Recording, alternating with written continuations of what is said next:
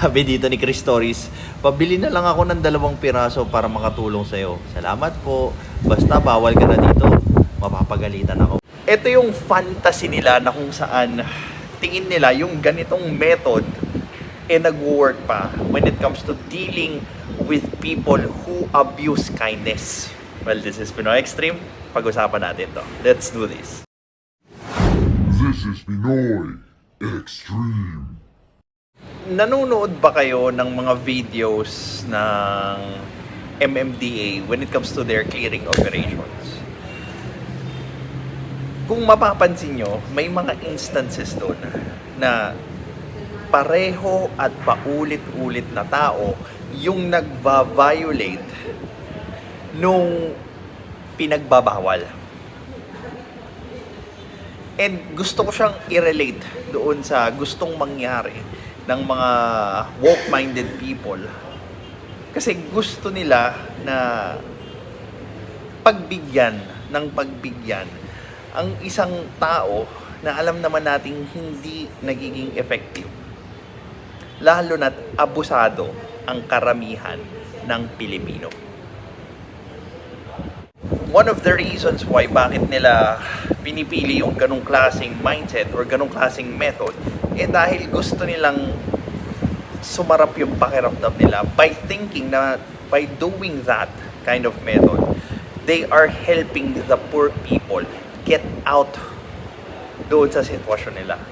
Pero ang hindi nila kayang tanggapin, yung resulta nung gusto nilang mangyari has already been running ever since doon sa mga pinagbibigyan nilang violators ng mga ganyang klaseng kaso. Alam nyo kasi ang Pilipino, mahilig kasi magpaawayan.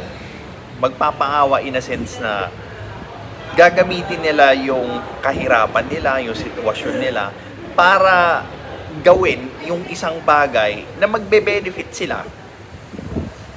Pero kapalit nung benefit na makukuha nila doon sa paggawa nila ng bawal, mas maraming tao yung napeperwisyo.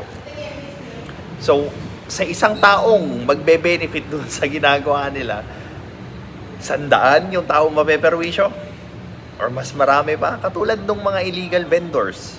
Pero dahil Pilipino nga tayo, ipagduduldulan natin, nagtatrabaho lang naman ako, naghahanap buhay ako. Naiintindihan ko, naghahanap buhay ang mga Pilipino.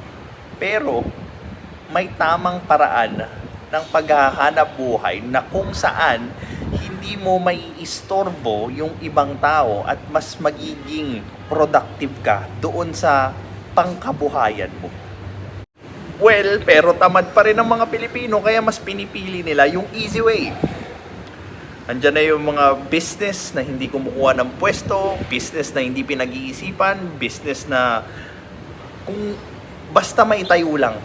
Literal, ganun katamad ang mga Pilipino. Kaya ang daming nasa mahirap na kalagayan sa Pilipinas dahil nga ayaw nilang gawin yung kinakailangang effort para umalis doon sa sarili nila. Mediocre tayo Samahan mo pa, 'di ba, doon sa pagsisi sa ibang tao, pagsisi sa mala swerte, pagsisi sa kung sino mang hindi nila nakuha during, 'di ba? It's always ibang tao, ibang sitwasyon, ibang kalagayan yung may kasalanan. Bakit sila nandun sa sitwasyon? At never nilang kukunin yung responsibilidad para akuin yung resulta ng kanya-kanya nilang choices at kung bakit sila nandun sa kalagayan na yun. Meron pa, sabihin kasi, ano kasi, privilege ka kasi. It has nothing to do with privilege as well. Diba? Kung ano yung resulta na meron sila, yun yung resulta ng mga choices nila, compiled choices na up to the point nagturo sa kanila or naglagay sa kanila doon sa sitwasyon na yun. Ngayon, if choice pala nila yung nagdala sa kanila doon sa ganung bagay, malamang sa malamang choice din nila yung mag-aalis doon. Anong klaseng choice yun? Choice na gawin yung tama at mas better kesa sa kung ano man yung ginagawa nila ngayon. Wala Kinakampihan pa ng mga woke minds yung mga ganong klaseng pagkaugali na thinking, you don't know kung anong pinagdadaanan nila. Diba?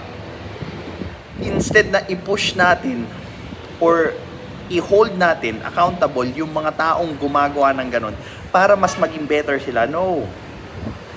Paanda rin natin yung pagkakaroon natin ng Messiah complex na dapat ganitong paraan sila tulungan, parang dapat mo silang kaawaan, dapat ibigay mo lang sa kanila yung kailangan nila, hindi nila dapat pagtrabahuan yun, or hindi dapat sila nahihirapan sa buhay, which is very wrong.